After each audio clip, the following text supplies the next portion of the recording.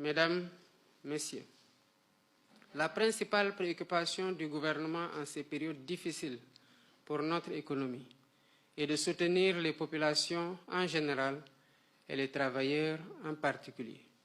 C'est pourquoi j'engage mon gouvernement à identifier les leviers permettant la baisse des prix des denrées de première nécessité et la création d'emplois décents. Il s'agit d'une priorité absolue de mon gouvernement qui devra être soutenue par le renforcement du secteur de l'agriculture en vue d'atteindre dans le moyen terme notre souveraineté alimentaire. Je compte poursuivre pour les approfondir les initiatives déjà prises en faveur des acteurs et des unités du secteur de l'économie sociale et solidaire. Notre ambition est d'en faire un levier du développement durable et local, créateur d'emplois. Mesdames, Messieurs, à l'heure du numérique, le service public connaît de profondes mutations qui, à terme, vont permettre de juguler définitivement les lenteurs administratives dont se plaignent les usagers. Ainsi, dans le souci de moderniser l'administration, l'État du Sénégal compte engager de grands chantiers de digitalisation des procédures administratives.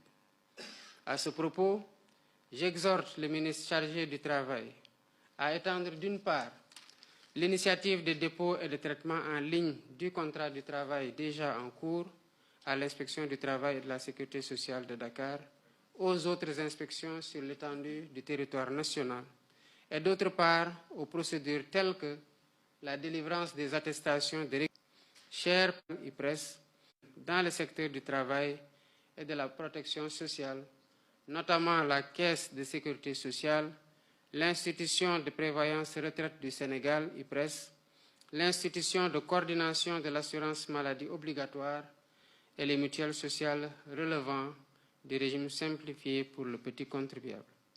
Chers partenaires sociaux, nous considérons que l'amélioration du cadre juridique du travail et de la sécurité sociale est une préoccupation juste et légitime partagée par les employeurs, les travailleurs et au-delà, les investisseurs.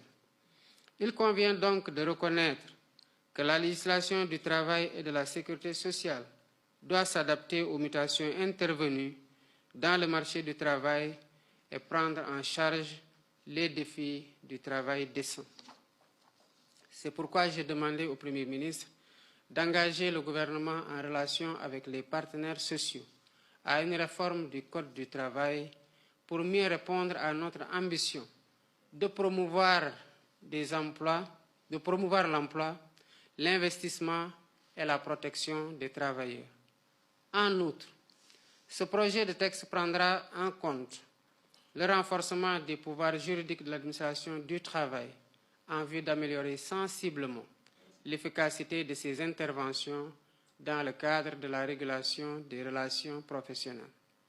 Mesdames, Messieurs, j'ai pris le soin de parcourir les revendications récurrentes dans le secteur public, en particulier la lancinante question des agents décisionnaires de l'éducation, les préoccupations des agents du secteur dit primaire, de même que la mise en œuvre effective de la fonction publique locale. Mon gouvernement tiendra dans les meilleurs délais, conformément à mes instructions données lors du Conseil des ministres du 24 avril 2024, des rencontres avec les acteurs afin d'y apporter des réponses appropriées pour stabiliser le climat social, gage d'un service public de qualité. En définitive, je voudrais vous assurer que le gouvernement est sensible à l'appel des organisations syndicales pour l'amélioration des conditions de vie des travailleurs et pour le renforcement de leur protection. Le gouvernement sera à l'avant-garde pour rendre aux travailleurs sénégalais sa dignité. Je voudrais réitérer mon appel à privilégier la concertation, le partenariat et le dialogue, des vertus bien sénégalaises pour la stabilité sociale et la prospérité de notre beau pays. Dans ce cadre, des discussions inclusives seront initiées pour conclure un nouveau pacte social. J'invite surtout le Premier ministre à engager les autres membres du gouvernement à promouvoir le dialogue et la concertation dans leurs départements respectifs.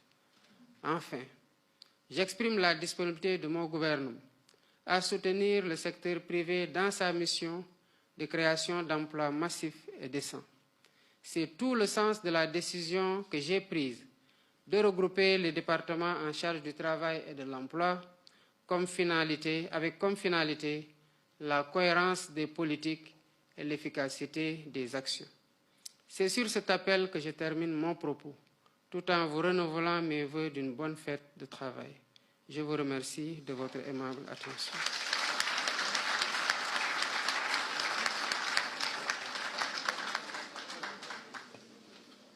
Juste quelques kàddu rek ci wolof lu dul yàgg.